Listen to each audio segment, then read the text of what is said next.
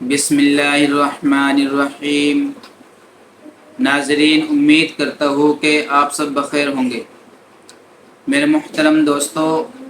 جیسا کہ آپ سبھی حضرات کو معلوم ہے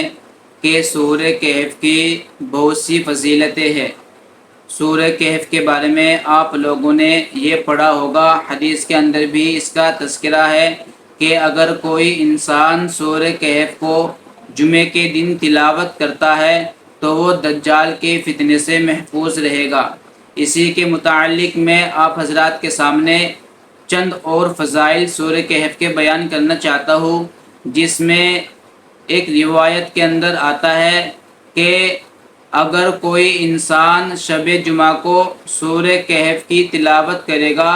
تو اس کے درمیان بیت اللہ تک نور کر دیا جائے گا۔ یہ حدیث ہے حضرت ابو سعید خدری رضی اللہ عنہ سے روایت ہے کہ جو انسان شب جمعہ کو سورہ کہف کی تلاوت کرے گا اس کے اور بیت اللہ کے درمیان ایک نور قائم کر دیا جائے گا۔ اسی طریقے سے ایک اور روایت ہے جس کے اندر ابن عمر رضی اللہ عنہما نقل کرتے ہیں کہ جو انسان جمعے کے دن سورہ کہف کی تلاوت کرے گا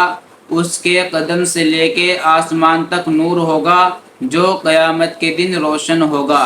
اسی طریقے سے حدیث کے اندر آگے آتا ہے کہ جو شخص جمعے کے دن سورہ کہف کی تلاوت کا اہتمام کرے گا اللہ تبارک و تعالی ایک جمعے سے لے کے دوسرے جمعے کے درمیان تک اس کے تمام گناہوں کو معاف فرما دیں گے۔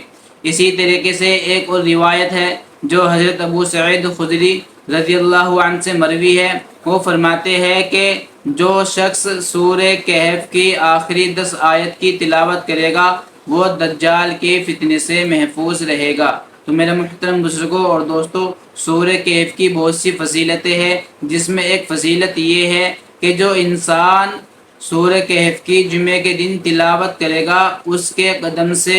آسمان تک نور ہی نور ہوگا جو قیامت کے دن روشن ہوگا۔ اور دوسری فضیلت یہ ہے کہ ایک جمعے سے دوسرے جمعے کے درمیان تک جتنے بھی اس کے گناہ ہوگے اللہ تبارک و تعالی سورہ کہف کی تلاوت کرنے کی وجہ سے اس کے تمام گناہ ایک جمعہ سے دوسرے جمعے کے درمیان تک جتنے بھی گناہ ہوگے سب معاف فرما دیں گے۔